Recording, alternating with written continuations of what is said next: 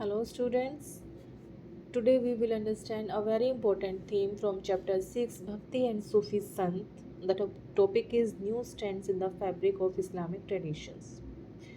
This topic explains that how Islam, after arriving in India, developed new cultural and spiritual forms by interacting with the local tradition. If we talk about the arrival and spread of Islam in India, then Islam came to India in the 7th century through the traders and later expanded through the Turkish and Afghan rulers. Okay, but apart from the political power, the deeper impact came through Sufi Sant who connected with the people at the spiritual level. Okay भाई जो सूफी संत थे उनके according इसका ज़्यादा impact पड़ा जितनी भी आम जनता थी और उन्होंने क्या किया अपने आप को एक स्पिरिचुअल पावर के साथ स्पिरिचुअल लेवल पर लोगों के साथ कनेक्ट करना अपने आप को इन्होंने स्टार्ट। तो आफ्टर दिस नए नए कल्चर्स प्रैक्टिसेस में आए। उसमें क्या हुआ कि Islam mingled with the Indian society, new traditions developed. This include local languages being used in Islamic text, music and poetry in praise of God. Music और पोइट्री को यूज़ किया जाता था गॉड को प्रेज करने के लिए. ठीक है, खानकाहा सूफीज़ के लिए सेटअप किए गए थे. तो बहुत सारी चीज़ें थी जो कल्चर किया. नए कल्चर जब आया, इस्लाम जब आया तो बहुत नई नई चीज़ें जो थी यहाँ पे डेवलप्ड होनी शुरू हो गई थी. जो सूफी पाथ था वो full of love and devotions था. Sufism emphasized love and devotions and direct connection with the God.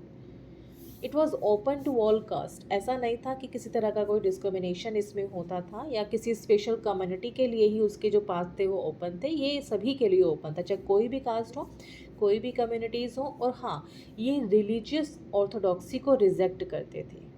ठीक है, जितने भी फेमस सूफी संत रहे हैं, ख्वाजा मोइनुद्दीन चिश्ती, निज़ामुद्दीन औलिया, शेख बाउनुद्दीन जकरिया, ये सारे जो संत थे वो पूरे देश में काफ़ी ज़्यादा फेमस हुए थे अक्रॉस द कंट्री. अगर हम बात करें भक्ति मूवमेंट की, तो there was a close connection between the Bhakti movement and the Sufi teachings. दोनों में काफ़ी ज़्यादा क्लोज कनेक्शंस हैं. दोनों ही, अगर हम बात करें तो दोनों ही डिवोशन को प्रमोट करते हैं, सिंप्लिसिटी को प्रमोट करते हैं, इनर प्योरिटी को प्रमोट करते हैं. इनका कहना है कि आंतरिक पवित्रता होनी बहुत ज़रूरी है. ठीक है, और अगर हम बात करें रिचुअल्स की या कास्ट डिविजन्स की या प्रीस्टली कंट्रोल की, कि कोई ऐसा गुरु होना चाहिए जो सबको कंट्रोल करे, तो ये सारी चीज़ें इन सब दोनों ही रिजेक्ट करते हैं. दोनों ही इन सब चीज़ों के फेवर में नहीं होते.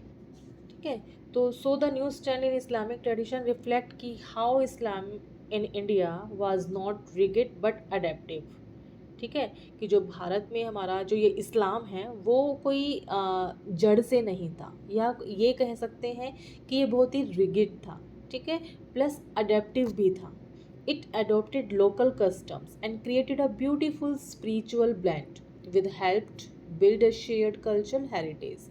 बहुत सारे इसने लोकल ट्रेडिशंस को अपनाया, एक ब्यूटीफुल सा स्पिरिचुअल इन्होंने इसने ब्लेंड बनाया था, जो हमारी ये कह सकते हैं जो कल्चरल हेरिटेज है वो उसका पार्ट बन गई थी. ठीक है, उसका पार्ट बनने में उसने काफ़ी ज़्यादा हेल्प की थी. So we can say that the both rulers and subjects contributed in shaping the spiritual culture of India. Okay, faith was not only a personal beliefs but also a public and political expression.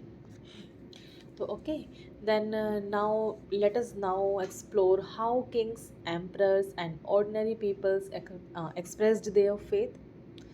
ठीक है, कि किस तरह से जो राजा महाराजा थे, उन राजा महाराजाओं से लेकर जितने भी आम लोग थे, उन्होंने अपनी आस्था या अपना जो फेथ है वो कैसे दिखाया, कैसे अपने को एक्सप्रेस किया. तो नेक्स्ट जो सेक्शंस है हमारा faith of the ruler subject. अब इसमें हम ये देखते हैं कि किस तरह से जो ये सेक्शंस है ये फेथ दिखाता है that it was not limited to temples और मॉस्क्यूज.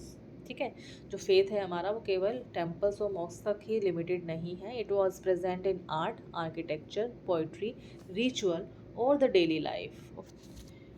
Many Indian kings believed that their rule was blessed by divine power.